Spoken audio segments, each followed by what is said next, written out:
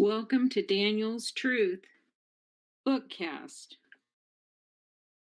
with Rhonda, Kay, and Cherie.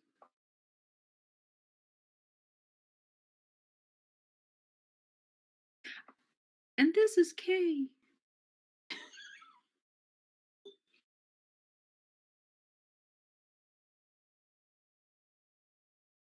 Cherie, you're out of the club because you're muted. I was. Wait, Well, my husband decided that now is a good time to clean out the heater, so Oh, see, that's why I don't have a husband. Oh my gosh. I don't know if there's anybody in our YouTube chat, but I need some help. So, um, doesn't look like there's anybody here, and I just don't know if people can hear me. Um, I can hear me, and I know you and Kay can hear me. Let's, I can check on YouTube on my laptop. will you do that for me, and see if you can hear me? Because I'm looking at it from a different place, I think. I know this much. I was muted when I started talking and introducing myself, so I'll say it again. This is Rhonda, and then the rest of you sounded fine, but we're nerds. Okay, we're gonna wait for Cherie to come and let us know if she can hear us on YouTube or not. What do you think, Cherie? It's so quiet. Well, while we're waiting to figure out if anybody can see us or hear us on my YouTube channel, we're uh, Kay, have you had a chance, not talking necessarily about um, the book, but did you get a chance to talk to Daniel this week other than the discussing the book? yeah. Yeah, he was just, I mean, the weather was nice there, and he had been working out. What else did we talk about? Um, oh yeah, we talked about ordering from catalog at either the last book cast or um, maybe it was one of the shows, but so that got canceled. So we were talking about how bizarre that is that so it's moved to next month. So if he orders next month, then the soonest he can get anything is April. Oh wow. Holy crap. So, like if you I needed a can't pair of long johns or something, you're screwed. So I guess he'll just keep on wearing his tennis shoes with the blowout in them. So I can't yeah, he's doing hear good though. He's doing good. He's been writing a lot of letters and enjoying the correspondence that he's getting. So yeah, I don't know. I can't hear it You can't hear it on at all? mine. Oh my gosh. Mm. Okay, well, crap. Is it playing? But it's just you can't hear it. Yeah, yeah, it looks like it is. Yeah, Okay. Rhonda, why don't you just jump out of this real fast and go to StreamYard Well, I guess I might have to. and just bust a move real fast, and we won't be too late. hey, guess what? I just checked it on my phone, and it did work. So it must have been something with my laptop. Oh, okay. All right. Well, hopefully. Sorry. No, don't be sorry. Oh gosh. Well, it'd be nice if some other people would jump into the chat and let us know, but it's okay. Um, um, yeah, I mean, if you can hear it on your phone, most of our viewers are watch with through their phones anyway, so it's probably fine. If not, it'll, we'll just upload it and they can listen to it later, I guess. I don't know, because I'm trying this. I am determined to make this work. So, um, unfortunately, what I'd like to see is if we can see people in the chat this way. I'm gonna just type something here really quick.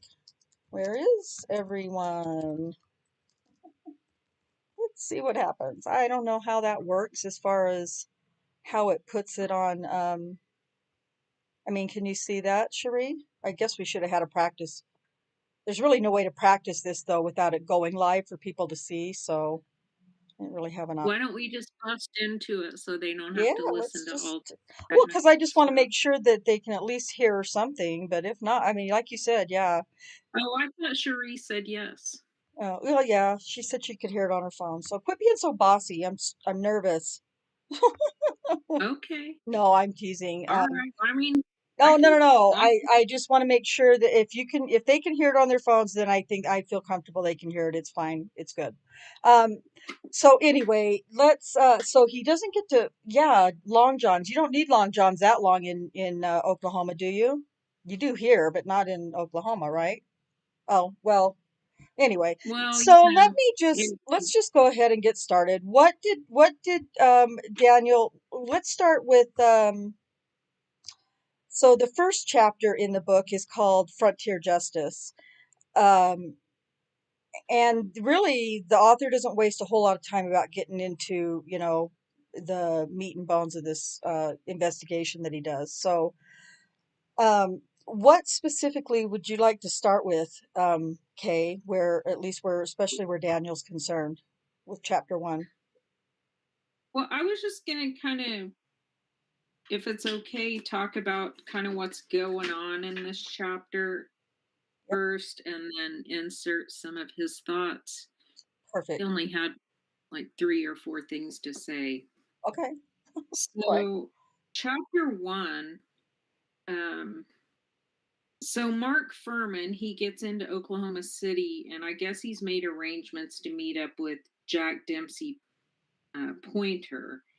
And Pointer was at the time the president of the Oklahoma Criminal Defense Law Association. So um, I guess he had been a guest on Furman's radio show, and that's how they ended up knowing each other. So he arranges to come to Oklahoma and check this out. And they, right away, Jack Dempsey takes him to the Oyster Bar, which is a downtown watering hole where people on both sides of Oklahoma City law enforcement go to unwind, gossip, and sometimes even negotiate plea bargains. Is this a Um, watering hole that you're familiar with, Kay? I mean, in all seriousness. um, so I was not. I mean, the name sounded familiar to me, but I thought I hadn't heard it in a long time. And Daniel told me that he was aware of that being a place that they had gathered, but that the oyster bar had gone out of business. It was no longer there. So I don't know what their current watering hole is, and neither did he. So, Just curious. I hope I don't do that yeah. to you. Do you know what that place is? Because I might, even though No, it's you don't live fine. right No, there. it's absolutely fine. There are so many familiar places. Sure. Okay. So, over the next few days, so he gets to talk to a lot of people at the oyster bar while he's there, but I think he comments that even the people who didn't want to talk to him were still nice. He just goes on and on about how hospitable the people from Oklahoma were. Um, let's see. He likened it to hanging around with folks in Oklahoma was it made him feel like he was back among his old LAPD colleagues. So I don't know if that's a good thing or not. He said that they traded stories on crime and punishment and stuff like that. And he came away from Oklahoma with a feeling that most Oklahomans that he came across while he was here, they do have an attitude of hang 'em high, just like Bob Macy was known for. Mm. Let's see. I got the feeling in this chapter where we kind of get a feel for his opinion of the death penalty and law enforcement, that he felt right at home in Oklahoma, and that it was definitely a law enforcement feel, um, that he felt comfortable around, as far as the way he was trained in the way he behaved as a detective in Los Angeles, and what he was walking into in Oklahoma. Um, the death penalty, the whole, I hate to get political, but it's really, you can't help it, but the whole death penalty opinion, kind of Yeah, thing. really, uh, I think, what he realized while he was here is he went down to Norman to talk with that's where the Oklahoma Indigent Defense System is in Norman, Oklahoma, which is just south of Oklahoma City. I mean, they just run together. Um, the towns do, from Oklahoma City through Moore down to Norman. He said that the only people who, or he said that the indigent defense people, they were more outspoken in their criticism of the death penalty and the Oklahoma criminal justice system, um, overall. Other than that, he just felt like most people supported the death penalty and, just thought that's what you get. Yeah, yeah. Yeah, to the point later in this, on page 19, he says, I knew the system wasn't perfect, but I believed that it worked. Criminals were convicted because they were guilty. And if they weren't guilty of the crime for which they had been convicted, well, they had done something else for which they should have been punished. Bad, bad. Isn't that, That's terrible. isn't that a pressure, man? Yeah, I To just, have law enforcement be so jaded that they think that's okay. yeah, that's No part of investigation needed. that's part of the problem. Part of the problem with the system. So the scandal that brought Oklahoma to his attention was the Joyce Gilcrease scandal in 2001. This in 2001, the same year that the state of Oklahoma was executing inmates at an unprecedented rate, a series of high court rulings, official investigations, memos, and reports, as well as the usual chorus of outraged defense attorneys, had criticized Gilcrease for lying under oath, enhancing the value of the evidence and the testimony, and mismanaging the OCPD crime lab. She had been a chemist for 20 years. She had worked more than 1,500 felony cases. The cops and prosecutors loved her. Defense attorneys obviously didn't. Yeah. Um, One prominent defense attorney said she was the lioness, cheatinest bitch on the earth. And then um, a former assistant district attorney, Robert Wintory, Wintory, he thought that she was a kick-ass expert witness. That's why everyone is out to get her, he said.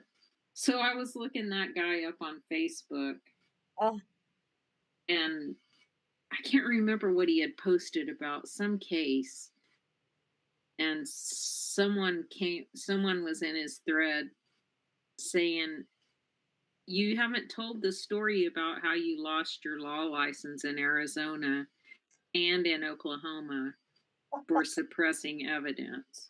ooh, nice. That's Oh, I mean, not darn. a shocker. Yeah, I'm not familiar with that name, though, as far as an assistant DA, but he may not have been here very long. yeah. Um, If he, yeah, sounds like if he was moving around. I feel like I read the name before, but it might have just been in the book here that I've read it maybe a few more times. So get my names mixed up. let's see. Let's see what else. They're talking about. I'm trying to find the part where they were talking about judges. Um,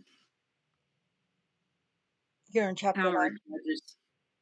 chapter 1, yeah. Um, Let's see. Okay, Hi, Alice. so in 2001, Gilcrease, all this breaks loose, and in late April of 2001, a report was prepared by the FBI supervisory special agent Douglas Diedrich. His report was made public. It had been written 3 weeks earlier. Diedrich had reviewed Gilcrease's laboratory notes, trial testimony, and the physical evidence in 8 different cases. He found that she had misidentified hairs in 6 of the cases and misidentified fibers in one other. That report, um, 2 weeks after that report came out, another document highly critical of Gilcrease was made public. Captain Byron Boschel, head of the Laboratory Service Division of the OCPD. So Byron Boschel and Daniel Holtzclaw's case is linked because he was the supervisor of Southwest Medical Center where Janie Liggins went to get her same test done. So he's the one who handed over a video of Daniel helping another officer take someone into custody when he was supposed to be in Chardarion Hill's room the whole time. She said he never left her room. But Sexually so, assaulting her. yeah, there are questions about, do we have all of that video? I wonder. Yeah. Um, but Byron Boschel has since passed away, so we can't ask him. We were calling him Bob and Rob and all kinds of everything but Byron last night when we were talking about him. That's funny. I mean, yeah, someone referred to him as Rob, so Yeah, yeah, they did. So I don't know. Even so right on friendlier the than we heels, thought. yeah, right on the heels of that, Amnesty International published a report on the death penalty in Oklahoma. It was it was titled "Old Habits Die Hard." The report found that Oklahoma was executing inmates at the highest rate per capita in the United States. Amnesty report cataloged various problems with the death penalty throughout Oklahoma, although it focused a great deal of attention on Oklahoma County, obviously because of Gilcrease. Later that same day, Robert Macy announced that he would retire a few weeks early with 18 months left on his term. Hmm. So let's see. Yeah, so he was there for 21 years. DA Bob Macy was at Oklahoma County for that long, and he sent 73 people to death row, more than any other prosecutor in the United States. 20 of them have been executed. According to nearly half of the 50 executions in Oklahoma, according I'm sorry, I need to get reading glasses, I think, just on the edge. Accounting for nearly half of the 50 executions in Oklahoma since the death penalty was reinstated in 1977. They called that Macy Justice. And at the time of this publication, Macy's son, Brett, was a lieutenant in the OCPD. Hmm. I don't know if he's still there. I looked that up once before, and I was trying to look it up when I was reading this part of the book a little while back, and I didn't find anything. But um, I thought it was No, in. I don't know what you're planning to cover next, but go ahead. Bob Macy was he was just a cowboy, like a cowboy is how he's described, like a genuine, legitimate cowboy, and um, he was gonna be he did high school rodeo champion, and run national championships and things like that in the rodeo, but he has, I don't know how old, people are that are watching or listening or whatever, but he was friends with pro rodeo stars and with people like Wilford Brimley, who was an actor, and Ben Johnson. And so he wasn't just he wasn't just a low level DA or figure. He knew names, I guess. Was Mm-hmm. Brimley like the oatmeal guy Yes, yes, yep. on the It's commercials? Yeah, that stupid damn um, oatmeal commercial word got me in trouble with Jack. Oh, uh-oh. He made Hey, Alice. he made fun of me. So anyway, yeah. Hi, Alice. So yeah, he was, he was pretty prominent. He was a big deal. And I have asked Kay many times. So tell me about Bob Macy, and she tells me he was a big deal. He was a big deal in Oklahoma City for sure.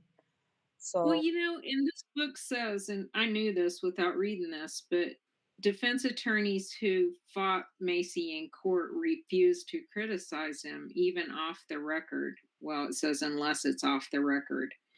What I know is that people just refuse to criticize him because, well, much like our current DA, he'll just shred you. yeah, And Macy was just the same. So, seems like a pretty don't try to cutthroat. paint him in a bad light. Yeah, yeah.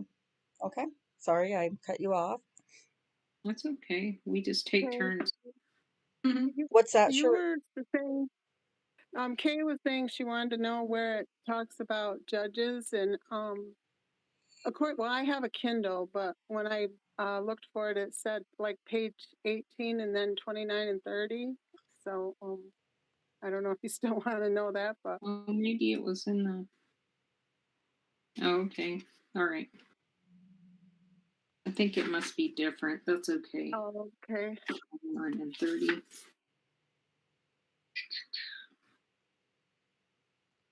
Yeah, Daniel was discussing. He didn't realize how judges were chosen Mm, in Oklahoma because they don't actually run for office. They'd be appointed, and then when their term is up, their name is on the ballot, but what you're doing is and people can run against them, but you're choosing to retain them, I think. Well, are people. I guess people are now. I'm really confused, but I guess you can't run against them because you get appointed. So what it is the judge that is, call it running for retention. I guess I just made that up right now. that sounds really good though. We're gonna go with that. They campaign, they campaign just like they're running for office, but you're just voting to retain them. And I guess if they're not retained, then other judges get appointed.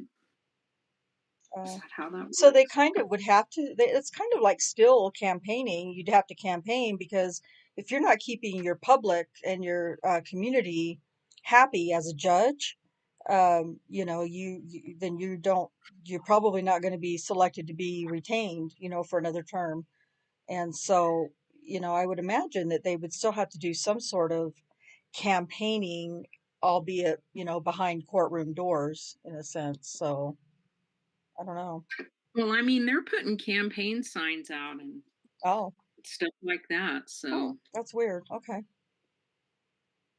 Yeah. but that it really just having judges appointing judges and judges that start in district court and end up going higher up the ladder. Hmm. You just have the same group of people. Yeah. I mean, it's not like shaking up a shaking up a town by changing the people who make the decisions.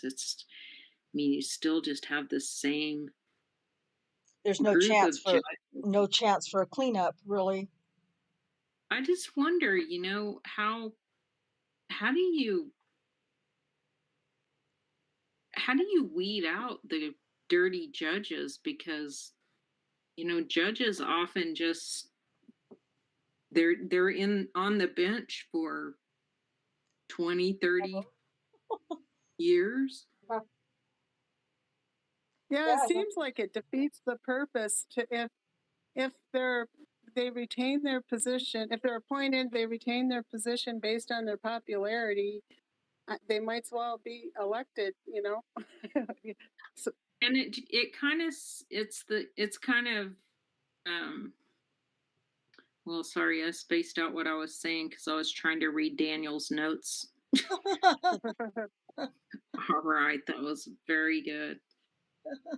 Daniel was super irritated because now he sees how the judge protects convictions. Now he sees how all that works.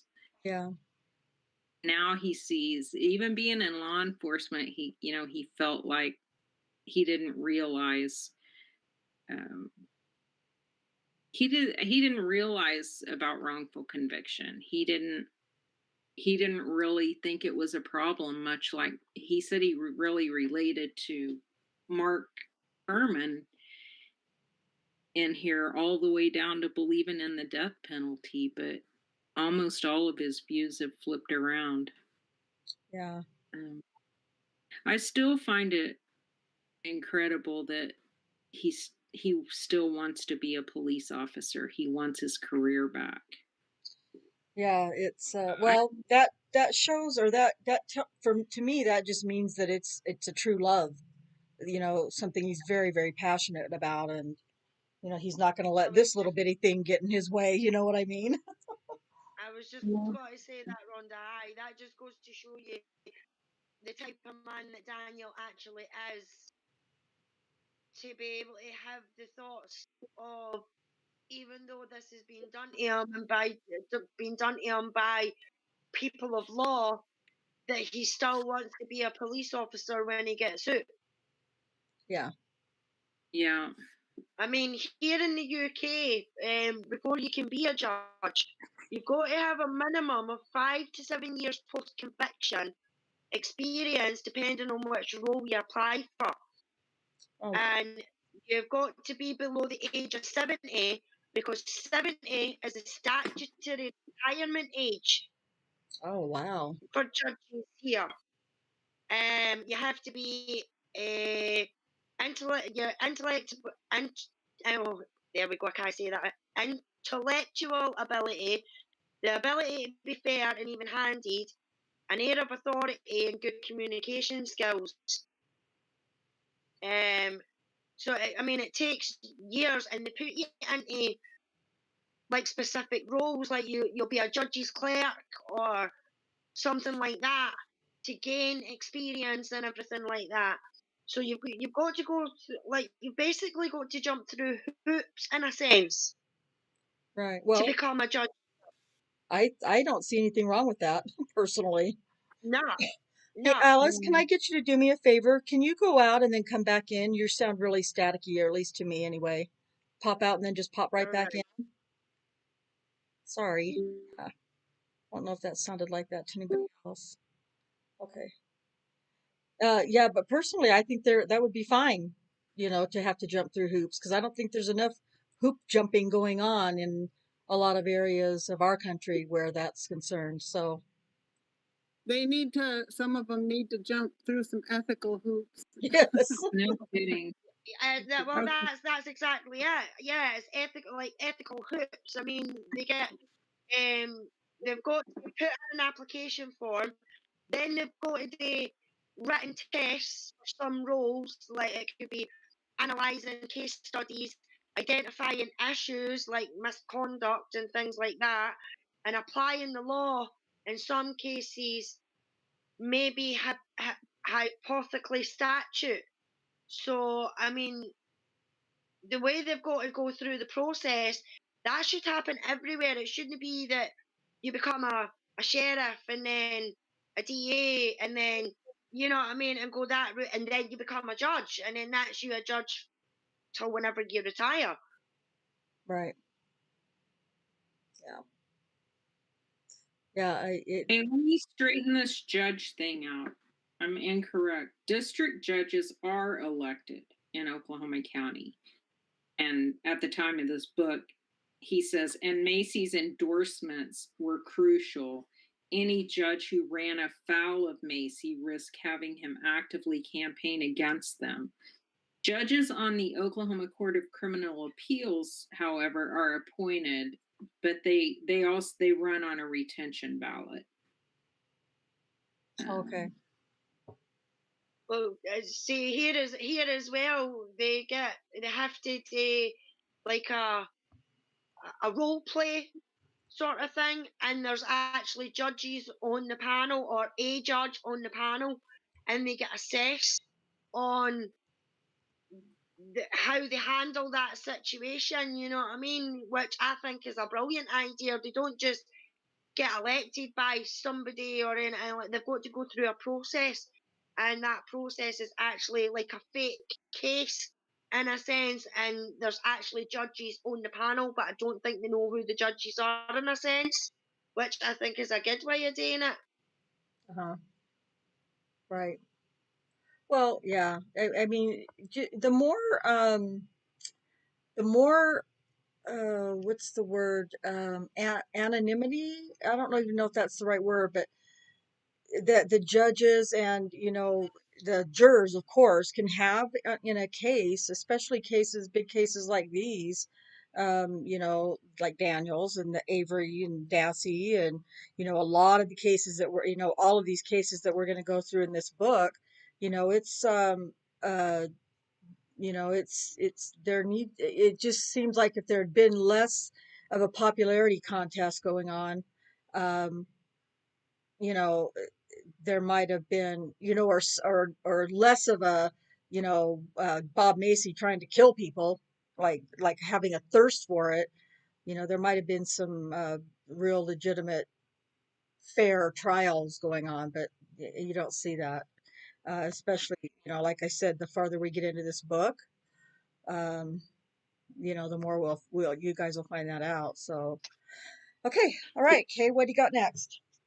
So Daniel's final comment, he was talking about how, just like in his case, the media and the DA's office were in bed with each other, as far as the Gaylord family, a super wealthy family in Oklahoma City. They own the Oklahoman, the local newspaper, and I mean, they crucified Daniel. And talk in this book, they're talking about how, the media wasn't gonna the media is going to print whatever the DA's office gives them. They're not going to run up against them or challenge them, because it's just not really worth it. Who are they going to get the story from?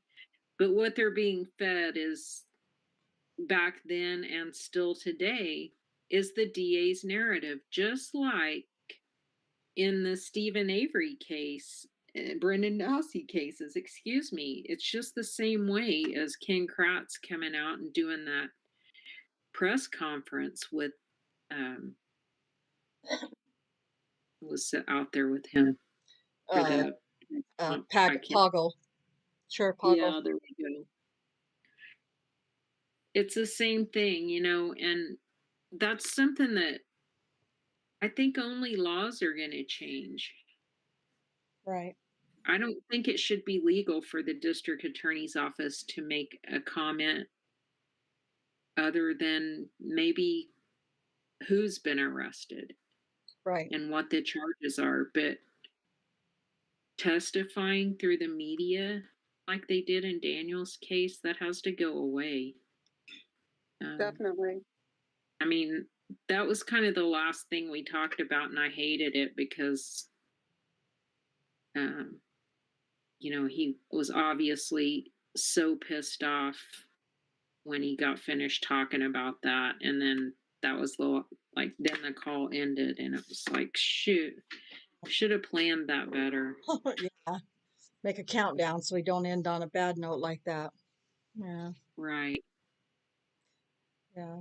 Uh, um, the first chapter is going to kind of introduce quite a bit of, well, introduce some of the bigger cases that Gilchrist was involved in. Well, all of the cases that she was involved in ultimately, pretty much, I believe, every one of their death penalty cases uh, uh, were questioned. Um, and but they talk about a few specific cases to start with in the book and go and we're going to hear um, Bob Furman's going to tell us these cases, but when I just think it was kind of interesting that as a forensic serologist, Gilchrist had worked with hair fiber and blood evidence, but a lot of her evidence that she testified to was hair evidence. And I don't mean pull the hair out of the head and look at the what do they call that? The bulb at the end of the hair shaft that comes out of your scalp. I'm not talking about looking at that part of the hair as evidence. I'm talking about putting the hairs under a microscope, just a strand of hair, and looking at the hair shaft itself and comparing it to another hair shaft. And oh yeah, well this guy's the killer and the rapist because Yeah, his hair that that didn't fall out of his scalp was on her pillow or whatever, and that's him. That's and she used a lot of what they what she called hair. Gosh, I can't remember exactly. We'll find out, but that's what she used for her a lot of her evidence was hair analysis, and it was just outrageously um inaccurate, and ultimately proves to pretty much be, I believe the term is called junk science. um and she would do that with arm hairs or leg hairs or pubic hairs, eyebrow, any hair that comes off of a body, even though she wasn't testing the bulb of it itself. um, that's what she was using, and she was getting away with that. So she did that, but she performed visual hair and fiber comparisons and presumptive blood tests, ABO blood typing, and electrophoresis. Um, uh, she did all those things, um, but she would talk about, again, you'll hear later too, that she uses the ABO, she uses the blood typing as a means to match definitively um, and a perpetrator of a rape or a murder.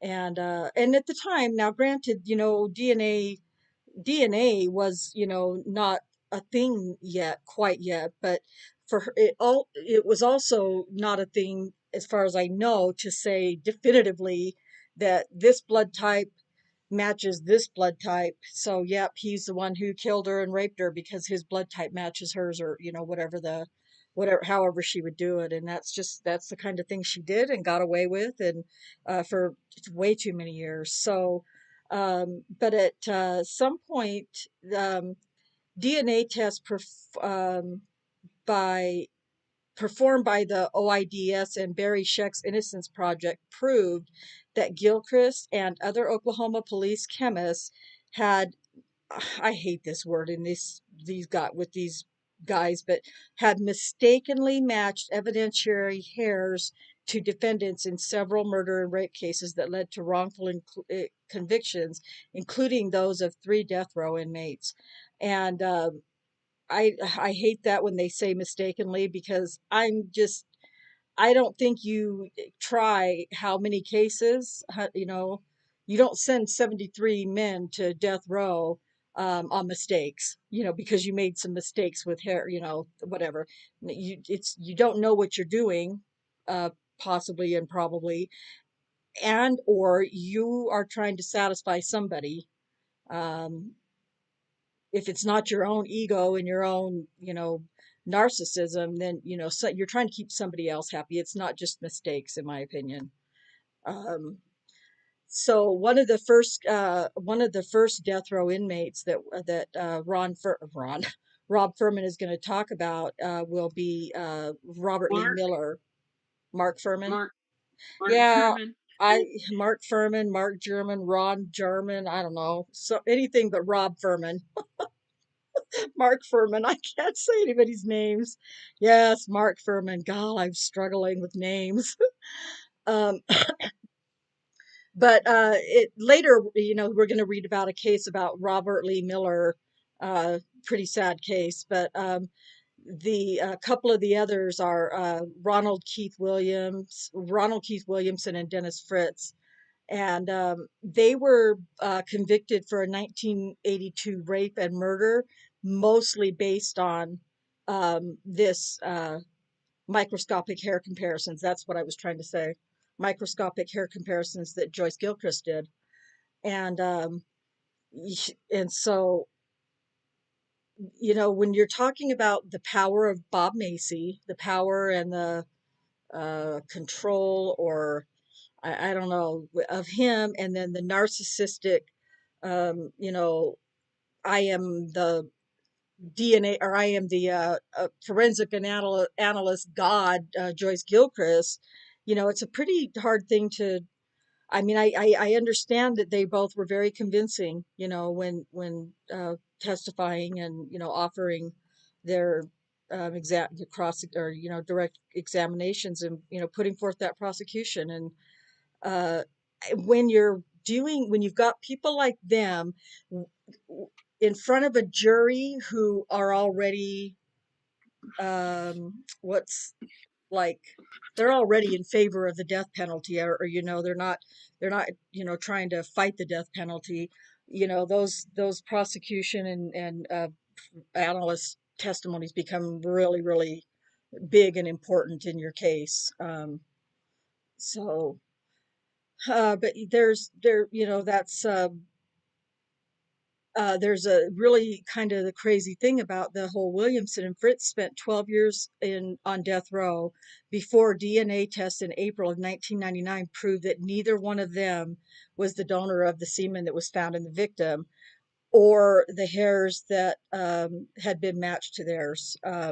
12 years on death row, and when they released, when their release was announced, um, a man by the name of Glenn Gore escaped from a prison work detail. Gore, who had been the last person seen with the victim on the night of the murder, was eventually apprehended. DNA tests later proved he was the killer. So just like with these guys in Daniel's case, and all the fighting and everything going on with the Avery and Dassey cases, these guys can have the evidence in their face, and they still say, well, that nope, the jury found him guilty, and we did everything right, and our evidence is right and true and perfect and good, and they're guilty no matter what these people over here say. We know we got the right guy, and that's their attitude, that we learned about very quickly in the first chapter. Did they say they were co-ejaculators like Mark They said? not yet. Not yet. I think that comes No, in the second chapter. I guess he would have been the co-ejaculator. Yeah, but that's in the second. I think it's the second or third chapter, though.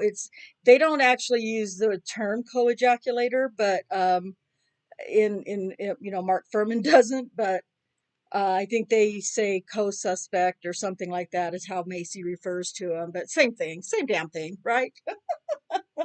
And yeah, Right. Macy, that was one of Macy's. That was one of his things, yeah, okay, fine. You said it's not. You said it's not this guy. All right, he's still guilty. He was still there, and the semen belongs to the co-suspect who we haven't found yet. Literally, that's how he tries some of these cases. So anyway, so yeah. Yeah, it's a mess.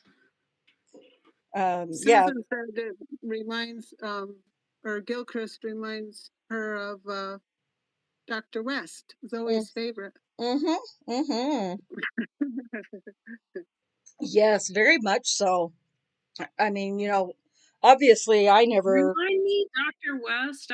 I can't place that. Oh gosh, did you watch is it on the Innocence Files, you guys? I don't remember Yeah. exactly. Yeah, Innocence Files on Netflix. Okay. Yeah. Yeah, he's I think it's the first one, the first episode, maybe this, but he's a forensic odontologist, is that what they're called?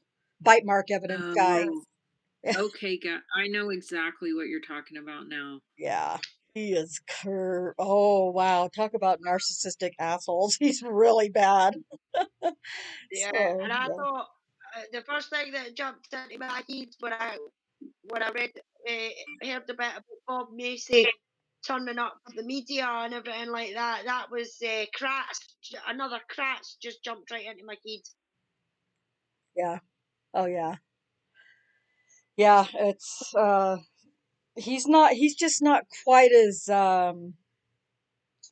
in your face about it, Kratz is just a loudmouth POS Asshole. thing. Yeah. That's why we have you here, Alice. um I mean, he really is. He's just and he's in your face, and he's very in your face, narcissistic and egotistical, Look where at me, give me the attention. yes, a media whore, or I mean media attention seeker or whatever. I mean, And now you are I correct. don't get the sense that it was like that with Macy. I think he liked being in front of the camera, and I think he liked talking to the camera, but I don't get the sense. Of course, Kay is gonna, have to answer that for me probably much better, but I don't get the sense that he was like that, all dirty and greasy and perverted and nasty, like Oh, Kratz was.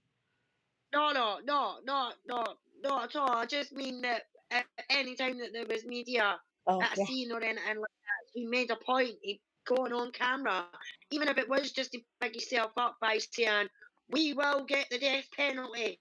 you're right, right. Yes, yeah. Yeah, or before he even has any evidence, in a lot of these cases that we'll cover in the book, before he even has any evidence, I'm gonna try this. This is gonna be a death penalty trial. Okay, so Aye. he just was ready to. He just seemed like he was so bloodthirsty, I guess is the word I um so it to kind of I'll just kind of wrap up. Well, I mean, and I'll let Kay and Cherie and Alice have their time too. But um, by kind of for myself wrapping up the first chapter just a little bit. The book says at trial, hair can be used as one piece of circumstantial evidence among others that a skillful prosecutor can use to weave together a strong case. By itself, however, hair evidence should never get a suspect charged, let alone convicted. Yet, in Oklahoma, microscopic hair comparisons seem to have been considered to be powerful evidence by chemists, detectives, prosecutors, and juries. But that was about to change. So we kind of uh, then it goes on and talks about the Amnesty International report and um, Captain Byron Boschel, who it's going to get, I mean, that's really, when I was reading about Byron Boschel, I was like, ooh, that's a name that I know in Daniel's case. So I thought, oh, I did the bad thing and I immediately said, oh, he's a bad guy in this book. I'm not so certain that he was a bad guy in this book or in this situation, but uh, it's definitely interesting to learn a little bit more about him too as time goes on um, in Furman's book. Um, so basically, Bob Macy was a DA powerhouse in Oklahoma City, Oklahoma County. Joyce Gilchrist was loved by the state because she always managed to, produce the evidence that they needed from her lab, no matter how ludicrous it sounded. or was or seemed. And defense attorneys didn't so much care for Macy or Gilchrist at all.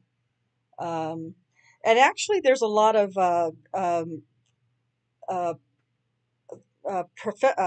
gosh, I can't talk. Prosecutors and things, people that work in the DA's office who weren't either, they weren't like especially crazy about Macy and, and the way he did things, but, they knew they could get what they wanted from him and from Joyce Gilchrist. Yeah, she was kind of shady. Her evidence was kind of shady, but you know what? If it works in my favor, they went ahead and went with it. So, it's just, it's really kind of telling how going back to the what's the other book, you guys, that Mark Godsey's book, um, Blind Blind Injustice. Injustice. There's too much justice stuff going around. Yes, in Blind Injustice, when he talks about how he'd been a prosecutor before, and how a lot of the prosecutors he knew were good men, good, honest, loyal men.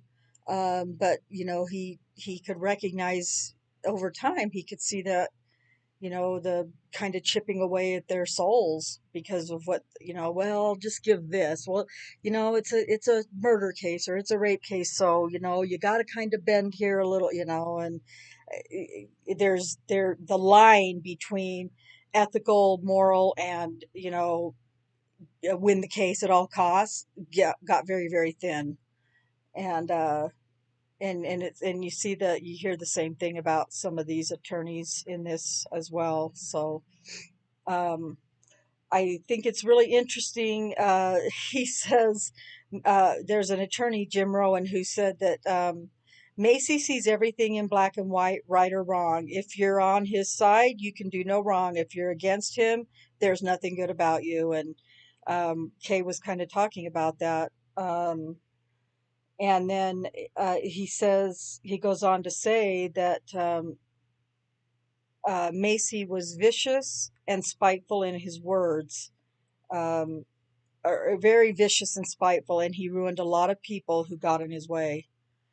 Macy was unethical, said another defense attorney, and he believes that he passed that unethical attitude down, to the prosecutors and a lot of prosecutors in his office. Um, so I need to step back, and Kay, you're ready to say, jump in there and say. Oh, I mean, I don't doubt it. The the the way that all these crooked people train the new people to be crooked people, to train new people to be crooked people, it just keeps going on and on. Um, Right, just like with the judges. at the end of this chapter, it says, "Yet there were those who questioned Macy's integrity. The dangerous thing about Bob Macy," said Pat Williams, get this, a Tulsa defense attorney. You have to live in Tulsa to criticize him, I guess. Is that he was a guy with a lot of skills, but he just couldn't try a case straight. Oh, I That's don't hear sad. anyone from Oklahoma County or Oklahoma City criticizing him, nor did I. Really. Uh, And yeah, we that were gonna do chapter 2 tonight as well, but it looks like we're. my my call was canceled with Daniel today for some Oh, reason, you and didn't get to. so Yeah. we haven't.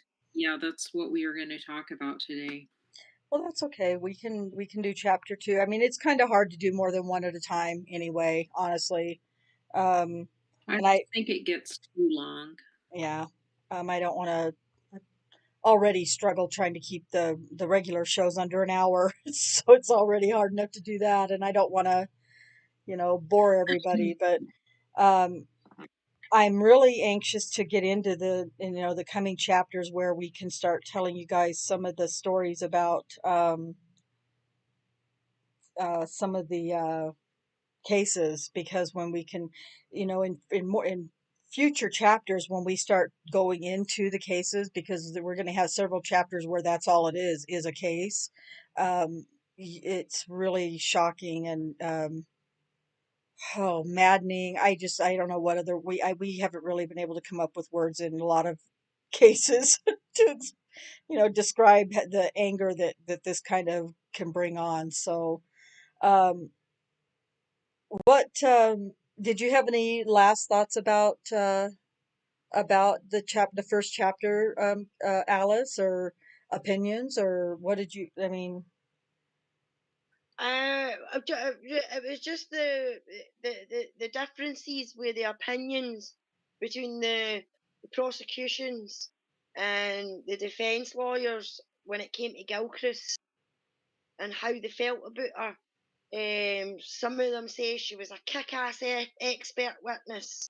yeah, Was it that Richard one Tory said that she was a kick-ass witness yeah, um, for the prosecution, but a defence lawyer, I had a wee chuckle because the defence lawyer says that uh, Joyce Gilchrist was the most lyingest, cheatingest bitch on this planet. yeah, yeah, yeah. That was good, wasn't it? I was like, oh, my statement's exactly so. Exactly how we feel. Yeah.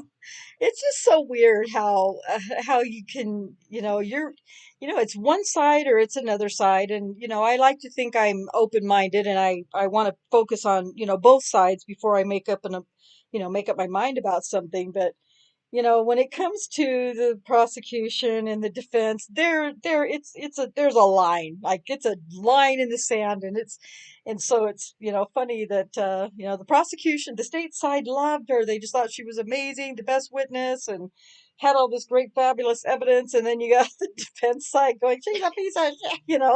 So funny. There's just no, it's pretty much a line drawn in the sand for sure. So, uh, Then DNA came and proved them yeah, wrong. She wasn't so kick-ass. yeah, yeah. I know. I feel bad because I just know so many things that are coming, and I just wanna like, uh, do a summary of the entire book. I'm like, no, you can't do that, but I do want to kind of give little teasers, because the cases that we're gonna, some of them are really, really bad, and some of them are like, I can see where that kind of went. Like, but when you get the both sides of the state side and the prosecution side, you get the state side and the defense side, you just think, there's not one case they tried, or at least that I've read so far, in the book, where I feel like anything was close to legitimate. So, it's just A few dirty, of them dirty that stuff. it covers. Oh, I'm sorry. No, go ahead. A few of them that it covers are ones that we went over in the podcast when we went over Joyce Gilchrist. Right.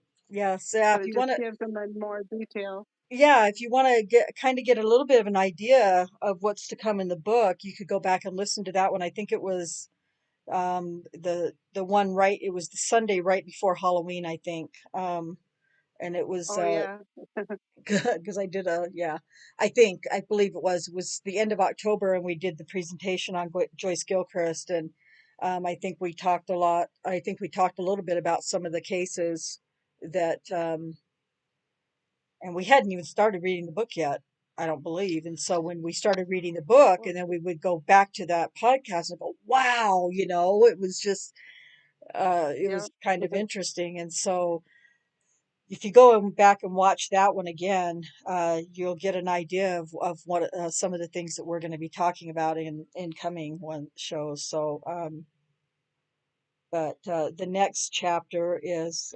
called, the Guest House Murders, and that's going to be the chapter 2 will be the first chapter where we'll actually get into the depth of how, this case was tried, and, um,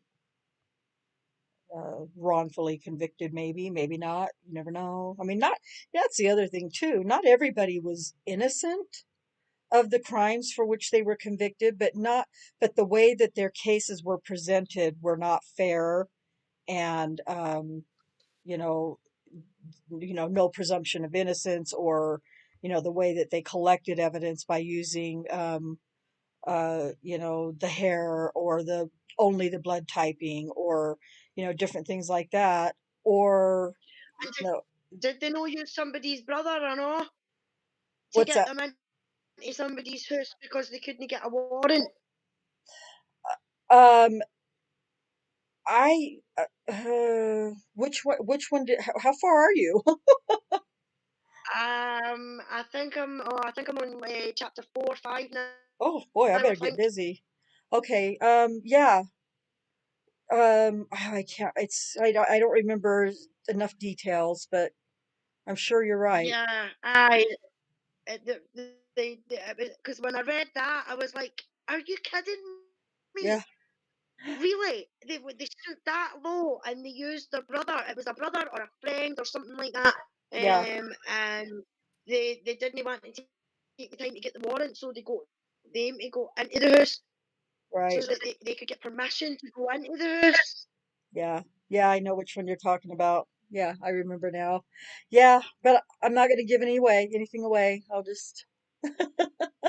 But yeah, it's just. Shh. But no, you're right. There was. My lips are sealed. Well, yeah. Well, you know what though? It's there was. I mean, yeah. There's no. I'm just teasing. You can say that because hopefully that will, people will get curious and go, God, what is she? Well, I gotta go. Now I gotta go read this. Maybe we'll see. But anyway, so yeah, it's you. I'm excited to be. Hey, how are you doing, right, Ripper? We're just talking about a book. What are you doing tonight? Just jumping in to say hello. We've got Alice on our show, so you know what kind of trouble's happening over here. A lot of swearing. Oh, sorry, I'm looking at the chat. I'm trying to multitask here between OBS and the YouTube chat and Discord. It's rough. It is rough when you got this many squirrels in your head. Um, yeah, but like Cherie says, we're talking about Mark Fuhrman's book. It's about the death penalty in Oklahoma. It's called Death and Justice. Daniel, like Cherie said, is reading along with us. Cherie sent him 2 copies of the book in case he lost one. So he has 2 copies. Um, By accident. oh, hey, Smart Duck, how are you? I'm glad you're back. I'm just lurking and wondering, when are you going to come on when am I coming on your channel for an interview? I think Cherie's available pretty much anytime for interviews, on other channels, and Why uh, not you? Why I'm aren't you available? I am available. Ripper, I'm available anytime you want to see me there. Um, I would be happy to be on your live. I don't know what you would interview me about, but I would be happy to do that. That'd be kind of fun. Um, so anyway, any questions so far? I mean, I know we kind of just um, talk about things that you guys, if you haven't read or listened to any of it yet in the chat, then you don't know what we're talking about. That's the whole idea. We want to, oh, you want to talk about Daniel? Well, okay, then I can do that. I can definitely do that. I can talk about Daniel. Yeah, let me know. Just shoot me an email or something, and we'll work something out. That'll be great. Sounds like fun. Um, but yeah, but the whole idea is that, if you get a chance to, read the book, get the book yourself and read it. I like Cherie said, we're all reading it on our Kindles, and so I don't think it was available on audio, because I think I looked for it on audio. But you know, if you can get past, I'm listening back to some of the other recordings that I've read. I kind of sound like I was sick and, a little nasally. Oh, thank you, River, very much for asking. It'll be fun. I look forward to it. Um, But you know what? Just listen to the words, listen to what's being said, because it's a really good, compelling story that Mark Fuhrman tells about the dirty people in Oklahoma City, Oklahoma County. Am I right, Kay? You're Sorry, I was muted. You're right. all right. Well, I am going to Cherie, any last thoughts about the chapters? No, I'm good, but thank you. Oh, thank you. Kay, what do you have to end us with? I don't really have anything. Um I did think of one thing that Daniel told me, some news that he got. You know, Jason Flom, who does the wrongful conviction podcasts, most people have heard of Jason Flom. He did a podcast about Daniel's case. Oh, it's been over a year ago, I think. And I guess he was in touch with Daniel's sister Jenny and told her that he was sending Daniel's case files to a professor at Purdue. So one of his classes, I guess, will be taking the case apart. I'm not exactly sure what the assignment will be, but it's just exciting news to have things like that happening. Yeah, That it is awesome. yeah, it sounds pretty exciting. Um, and I may, correct me if I'm wrong, but isn't there something like that that's being that does it Professor Leo Ryan does I know that there's some other colleges that also teach Avery Dassey things in their classes too about their cases and um how bad they were and how badly they were investigated and tried and things like that. And I don't remember where, but I thought I remembered hearing something like that. Same thing. And so when you're being taught as a lesson in law classes or criminal law classes or any kind of criminal justice, you've hit the big time. Your case is pretty damn big, if that's the case. So it's kind of crazy. Not a way to be famous. No, no, I'm Wouldn't it not, be, not in a good way, not in a good way for Yeah, sure, but oh, I it just know. shows how legitimately wrong your case is, maybe is a better way to say that, that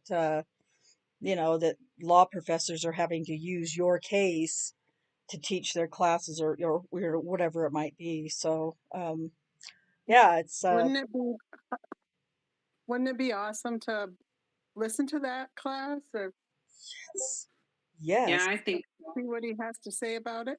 How can yeah. we do that? How can we manage that? Yeah, definitely for I don't sure.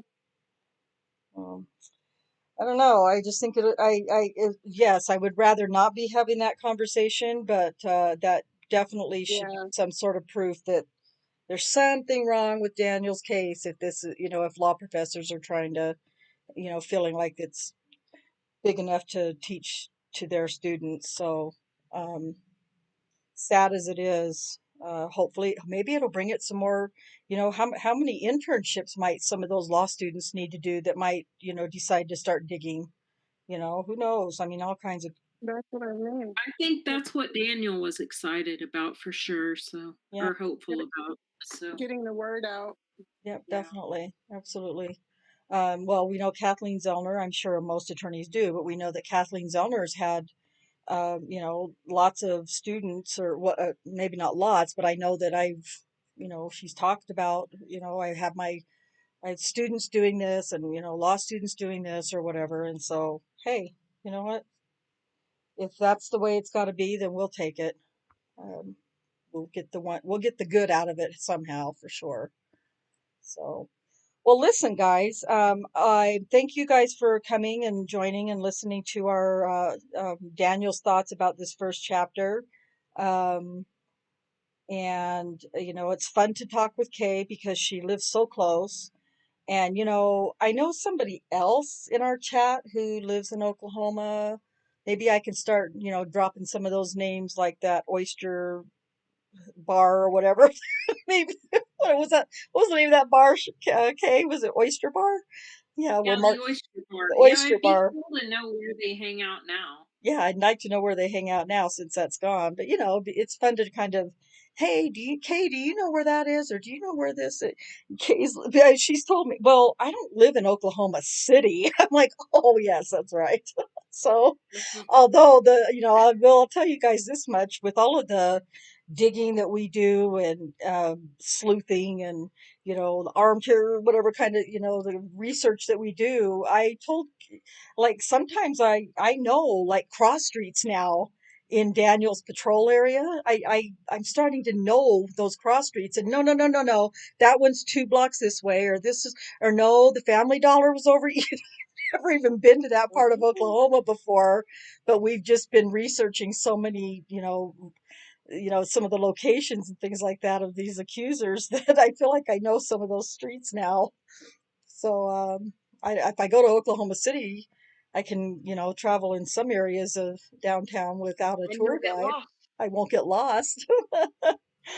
Anyway, but all right. Well, I am going to go ahead and sign us off then. And everybody in the chat, thank you so much for coming. Thanks for your comments and your questions. If you have any further questions, please jump on over to Discord and feel free to jump in on conversations that we're trying to get sparked up over there. Listen to what we have already downloaded in the for the book, and just check out some of the rooms. Um, and I guess, having said that, until next time, we will say happy reading.